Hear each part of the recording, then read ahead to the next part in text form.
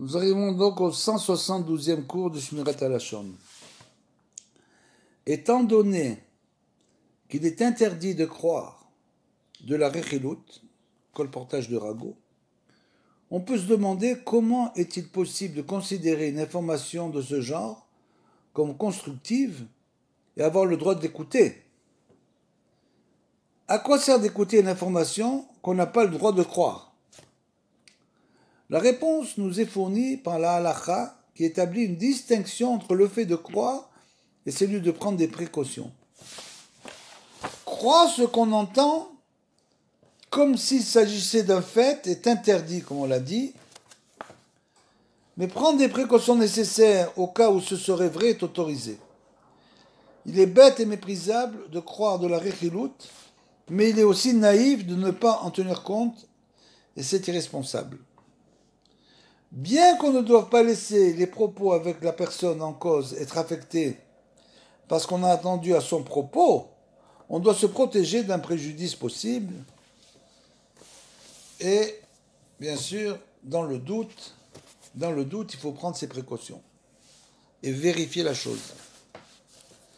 Le second temple a été détruit à cause de la sinatrinam, la haine gratuite, à laquelle mène directement le Lashon Hara. Comme c'est écrit dans Sechet Yoma 9b, si cette faute a eu le pouvoir de détruire le temple, à plus forte raison peut-elle empêcher qu'il ne soit reconstruit. Celui qui fait des efforts pour garder sa langue et encourage les autres à l'imiter acquiert sûrement un très grand mérite. La venue du Mashiach est entre nos mains. Le Zohar Hadash affirme qu'une simple communauté peut mériter la venue du Mashiach en accordant à la paix l'importance qui lui revient. Or, il est impossible de faire la paix sans se débarrasser d'abord de la haine gratuite et donc du Lashon Hara, la mauvaise langue.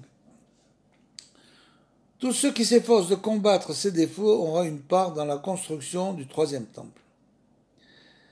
Si la possibilité de reconstruire le temple nous était offerte, et que le seul obstacle était un manque d'argent, chacun s'empresserait bien sûr d'apporter une contribution généreuse. Qui ne souhaiterait pas avoir une part dans la construction du temple? Mais ce n'est pas de l'argent qui manque.